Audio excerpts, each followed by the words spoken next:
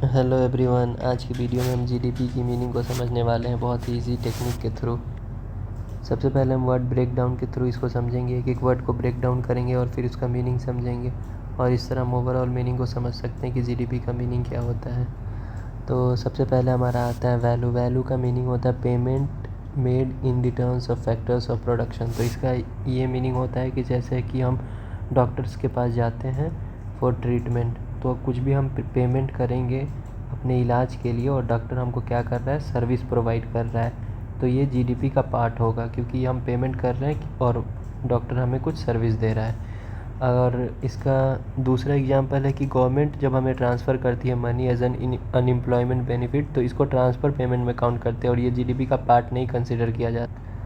और जैसे कि सपोज़ दैट हम कभी दूसरे कंट्री में रहते हैं या फिर अपने स्टेट से बाहर रहते हैं, तो हमारे पेरेंट्स जो होते हैं वो हमें मनी ट्रांसफ़र करते हैं और हमारे कुछ भी होता है जैसे कि बुक्स वगैरह के लिए या फिर पॉकेट मनी, तो इसको भी जीडीपी का पार्ट नहीं माना जाता है, क्योंकि ये ट्रांसफ़र पेमेंट में काउंट किया जाता है।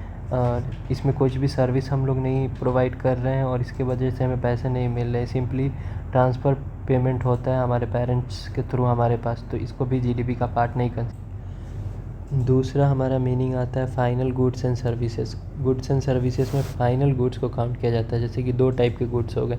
एक तो हो गया हमारा इंटरमीडिएट गुड, जो कि डायरेक्टली हमें नहीं बेचा जाता है और इसके थ्रू दूसरे गुड्स को प्रोड्यूस किया जाता है, जैसे कि बैटरी हो गया, सीमेंट हो गया, शुगर हो गया। एक और एग्जांपल हो सकता है कि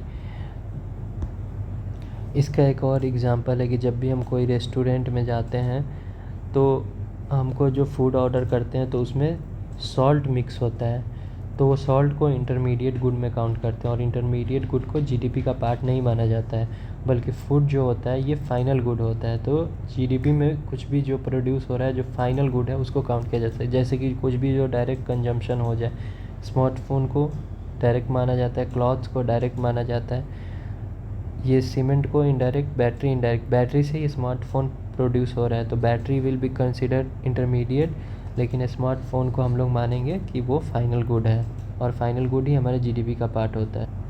तीसरा हमारा वर्ड आता है कि प्रोड्यूस। तो क्रिएशन ऑफ प्रोडक्ट, कुछ भी हम नया प्रोडक्ट अगर बना रहे हैं तो उसमें कॉस्ट ऑफ रॉ मटेरियल, कुछ में बहुत सी रॉ मटेरियल आएगा, लेबर का कॉस्ट आएगा, रेंट आएगा, वेजेस आएगा, तो ये सबको जीडीपी का पार्ट माना जाता है। सोल्ड हो या नहीं हो इसको पार्ट नहीं माना जाता है। सोल्ड का मीनिंग होता है कि फाइनल कस्टमर को बेच दिया जाता है for the transaction of money, कुछ मनी के लिए उसको फाइनल कस्टमर को सोल्ड कर दिया जाता है। तो इससे मतलब नहीं है, हमें प्रोडक्शन से मतलब है। अगर गुड्स एक बार प्रोड्यूस हो गया, एक नया गुड एक बार क्रिएट हो गया, जैसे कि एक स्मार्टफ़ोन, अगर हम लोगों ने स्मार्टफ़ोन क्रिएट कर लिया तो वह जीडीपी का पार्ट कंसीडर किया जाएगा।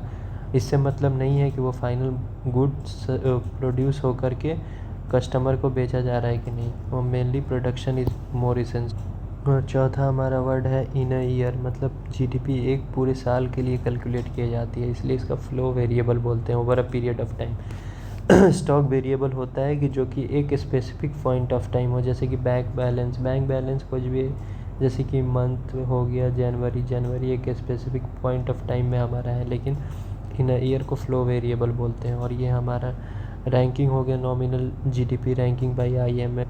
तो अभी हमारा कंट्री इंडिया है जो 6th लार्जेस्ट इकॉनमी है, अभी हम लोग 6th लार्जेस्ट इकॉनमी है ओवरऑल। और फर्स्ट पे आता है as usual United States, second will be the China, और ये आईएमएफ देती है, तो ये काफ़ी इंपॉर्टेंट पॉइंट है। तो इसके थ्रू हम समझ सकते हैं जीडीपी का meaning, the value of all final goods and services produce in an economy during an year.